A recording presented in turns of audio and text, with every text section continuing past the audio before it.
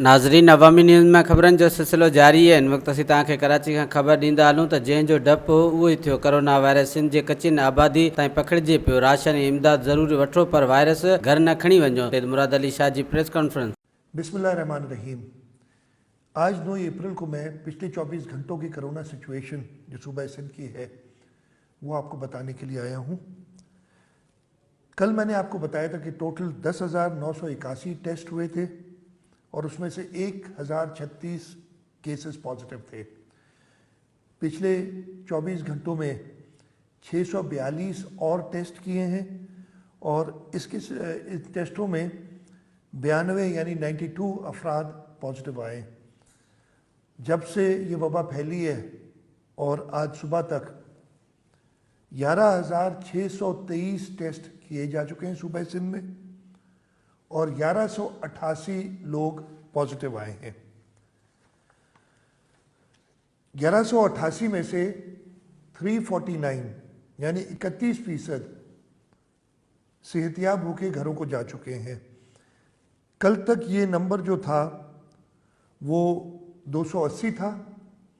तो कल और आज यानी 24 घंटों के दौरान 69 अफराद सेहतियाब हुए। एक और चीज़ जो मैं आपको बताना चाहता हूँ कि ईरान से आए हुए जो ज़ायरीन थे उनकी टोटल तादाद 1380 थी।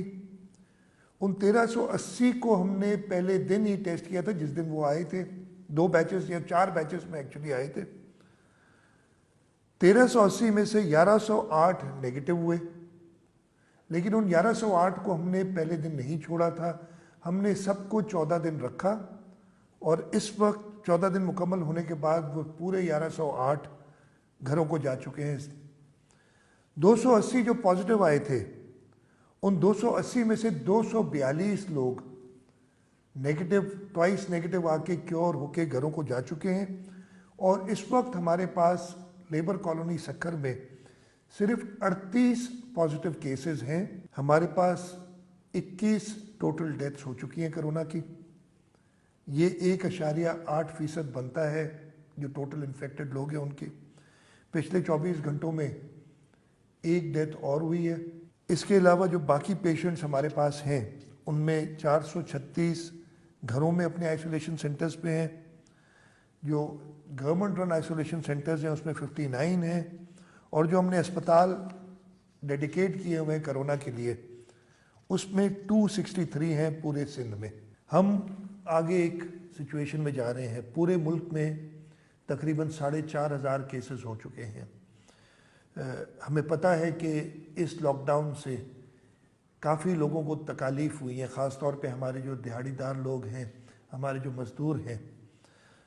हम जब भी खोलने की तरफ जाएं हम एक नए SOPs देंगे, एक रहने का नया तरीका गवर्नमेंट ने देना है और ये सब पे लाजिम होगा कि गवर्नमेंट के ऑर्डर्स को फॉलो करें। मैं ख़ास तौर पे वो लोग जो इस वक्त राशन लेने या जो हुकूमत की तरफ से स्कीम आई है पैसे लेने जा रहे हैं उन सब से कहूँगा कि आप राशन लें, पैसे भी लें, लेकिन ऐसा ना हो कि आप वो राशन और पैसे लेने के वक्त अपने साथ ये वायरस अपने घरों में ले जाएं।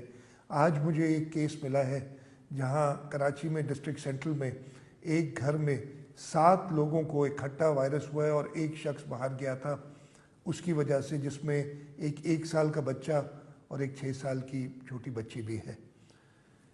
हमें ज़्यादा तकलीफ़ और ज़्यादा परेशानी इसमें हो रही है कि हमारे पसमानदा इलाकों और कच्ची आबादियों में नए केसेस आ रहे हैं। यही लोग आगे मजदूरी के लिए जाएंगे और इनसे उन फैक्ट्रीज़ में और इंडस्ट्रीज़ में अगर कोरोना वायरस फैला तो उसे कंट्रोल करने के लिए हमें और ज़्यादा कोशिश करनी पड़ेगी। मैं सबसे कहूँगा कि जब भी ये लॉकडाउन खुले और आहिस्ता आहिस्ता ये खुलेंगे लेकिन इसमें थोड़ा टाइम लगेगा। जब भी ये खुले तो हर इंडस्ट्री, हर दुकान, हर इदारा अपने हिफाजती तदाबीर करे। जो लोगों को समाजी दूरी करनी है, एक दूसरे से हाथ ना मिलाना या प्रॉपर सैनिटाइजर्स और हाथ धोने की सहूलत देना और लोगों को एक दूसरे से दूर रखना। और जैसे ही कोई शख्स अगर पता चलता है कि उसको कोई सिम्टम्स हैं या थोड़ी भी तकालीफ हो उसको इमीडिएटली बाकियों से अलग करके और रिपोर्ट करना और उसका टेस्ट कराना ये सब पे लाजिम होगा। हमें सबको, इस पूरे मुल्क में लोगों को मिल के इस वबा का मुकाबला करना है, और इस वबा के मुकाबले के लिए जो और कुर्बानी देनी पड़े वो दी जाए। एक ख़बर आज अखबार में एक में आई थी और उसकी थोड़ी देर में हम क्लैरिफिकेशन देंगे कि लोग ख़ुदकुशी कर रहे हैं, और एक ज़िले का बताया गया था। मैं आपको बताना चाहता हूँ कि वो ख़बर गलत है। आप सबका बहुत बहुत शुक्रिया। पाकिस्तान वधीक ख़बरनि ऐं तफ़सील जे लाइ विज़िट कयो असांजी वेबसाइट awamiNewsHD.com ऐं ॾिसंदा रहो अवामी न्यूज़ HD।